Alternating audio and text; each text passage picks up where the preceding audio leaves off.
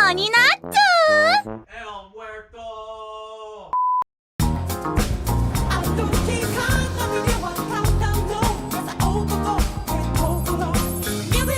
Talk to me. I am ready. You are getting the new and improved me.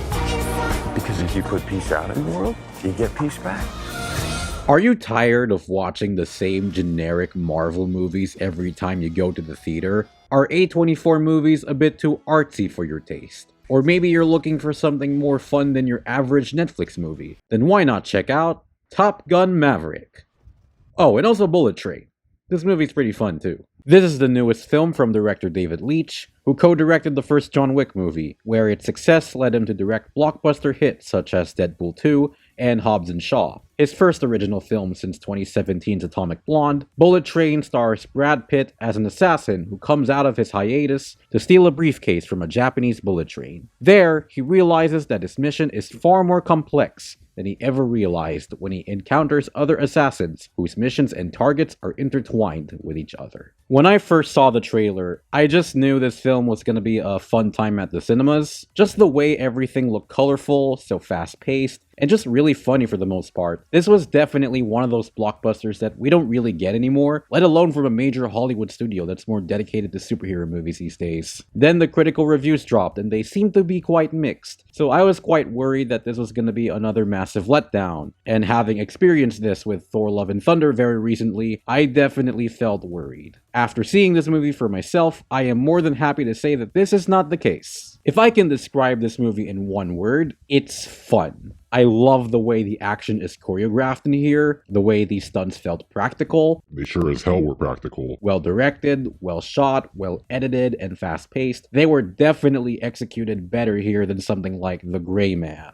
The editing and color palettes here definitely added to the fun vibes of this movie as well, how certain shots tend to go pretty quickly, and how sometimes the movie would cut back to important moments from earlier on. In a way, at least to me, there's definitely some Quentin Tarantino, Edgar Wright, and in a way, Daniel's influences sprinkled all over this movie, all making what might be David Leitch's most fun film to date. This is definitely much more lighthearted than the John Wick films, but the action here is just as snappy and fast-paced. It is definitely a step up from something like Hobbs & Shaw as well. Whereas that film was unnecessarily 2.5 hours long, this one has a pretty tight runtime of about 126 minutes, which really helps in making sure that nothing in this film goes to waste. The way the film is presented is kind of like a hybrid of Snowpiercer and the Yakuza games. Apparently, the biggest criticism people had with this movie was the story, although I myself didn't seem to be quite bothered with it. Most of the characters didn't feel very one-dimensional or generic. They had interesting arcs that were cleverly tied to each other in a similar way to other films like Pulp Fiction and Love Actually, except set entirely in one location. I still have some flaws with the movie though, starting with some of the characters. I shit you not, Bad Bunny and Zazie Beetz are only here to have their backstories told through flashbacks, just so they could die in their first and only major action scene. I unironically cried when Bad Bunny died because I'm the #1 El Muerto fan in the world, and everyone knows you cannot kill El Muerto. It may have felt like a waste of time, money, and talent, sure, but honestly, I'd be lying if I didn't say it was pretty funny getting to know these characters so quickly just to see them die afterwards. Kinda reminds me of that one video about Revenge of the Sith, but every time characters die, their entire Wikipedia pages get displayed. And while most of the jokes do land here, some either drag on way too long or are just quipped straight out of a Marvel movie. And I sure as hell ain't tired of that. Yes, this movie is much more fun than most recent Marvel movies, but some of these jokes reminded me of the very movies I'm trying not to think about when I'm watching an original film. So I would like it if we could just,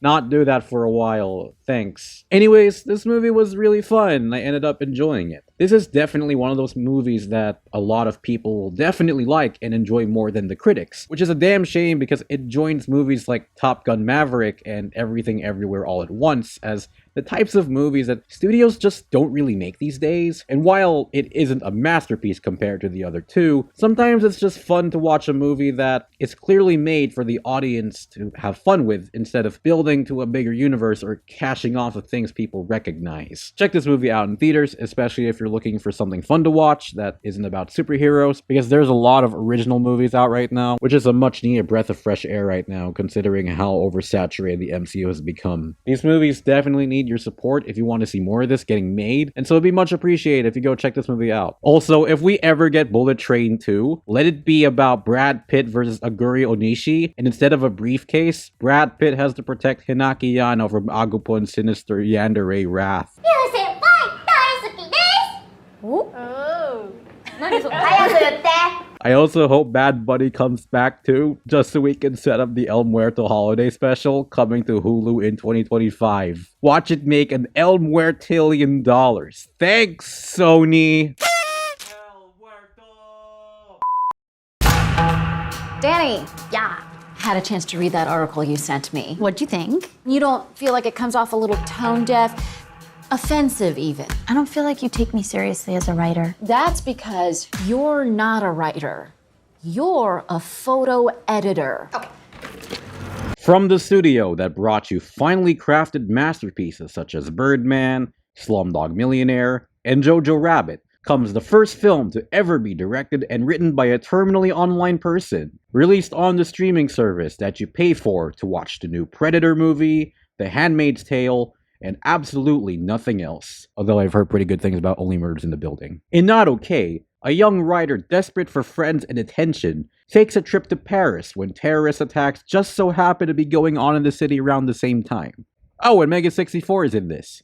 You guys like Mega 64, right? This is the second film from actress and director Quinn Shepard, who had previously self-financed and directed the teen psychological drama Blame from 2017. I've never seen the film personally, and so the best knowledge I have about this film is the fact that this was shot on a very tight budget. Apparently, that film was shot in just over 19 days, and garnered a lot of critical attention when it screened in several film festivals, including the Tribeca Film Festival, which is honestly really cool for a young director making her debut film. Not Okay is significantly more polished in comparison, and you can tell because whereas Blame had been self-financed after her initial financer backed out at the last minute, this film was partly financed by Disney, of all companies. But we're not here to talk about financing, we're here to talk about the movie itself. But is this film any good?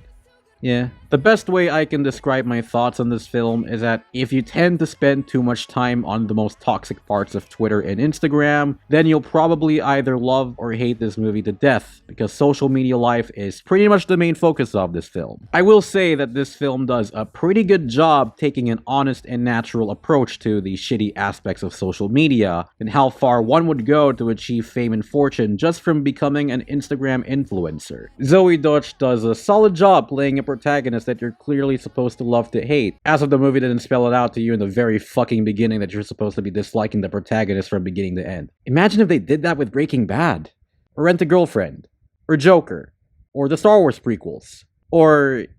you get the point. Dylan O'Brien is also pretty good in this. It's such an against type role for him, and you can tell he's having a lot of fun playing this obnoxious stoner idiot. There's even a really funny joke about him later on in the movie. Damn, she still got that backside on her though. Got the thickie. That fatty, right?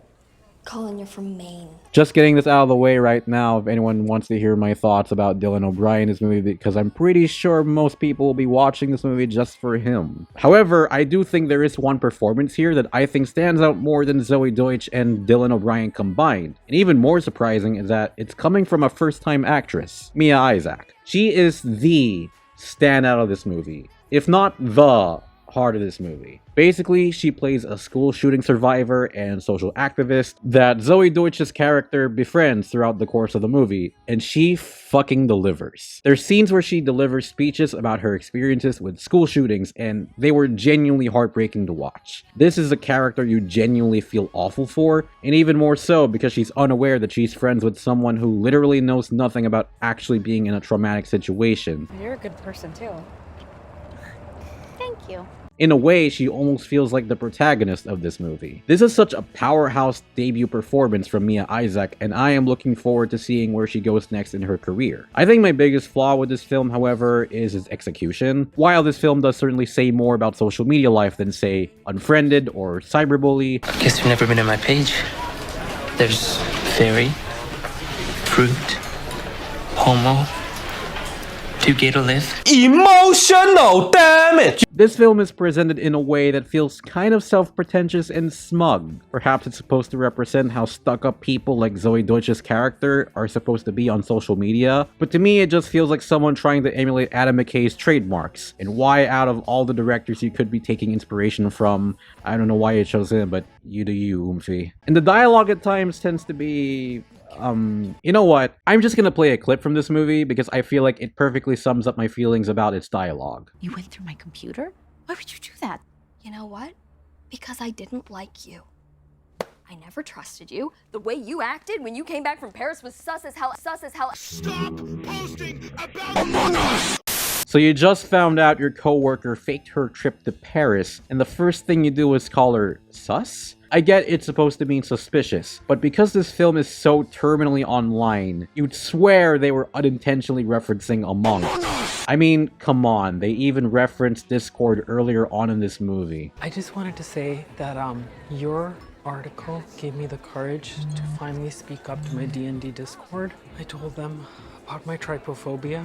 It means I have a fear of small holes. There is no fucking way this was a coincidence. The first time I saw this scene, I laughed so fucking hard. I thought it was so sudden and unnecessary, and apparently several folks down the Movie Circle Jerk subreddit seem to agree with me on that one. I do like the message this movie seems to be getting across, above everything else. If this movie and Gabi Hana's new album have taught me anything, it's that you literally shouldn't be a terminally online asshole begging for attention and fame, I guess. Be like Keanu Reeves, he doesn't have social media at all, and he's literally the nicest man in the world, and even every Redditor on the fucking planet would have to agree. So yeah, go check this one out if you want. It's currently streaming on Hulu. I think it's pretty cool to see Fox giving some newcomer directors a chance to shine through the streaming service, and as I said earlier in my Bullet Train review, I think it's important to go support original stuff like these. Films like Fresh and Not Okay are clearly films made with a lot of love and passion from directors who are just starting to make a name for themselves in Hollywood, and hopefully they'll be able to hit it big and make their next films theatrical. Definitely looking forward to see what Quinn Shepard does next in her career. The way you acted when you came back from Paris was sus as hell.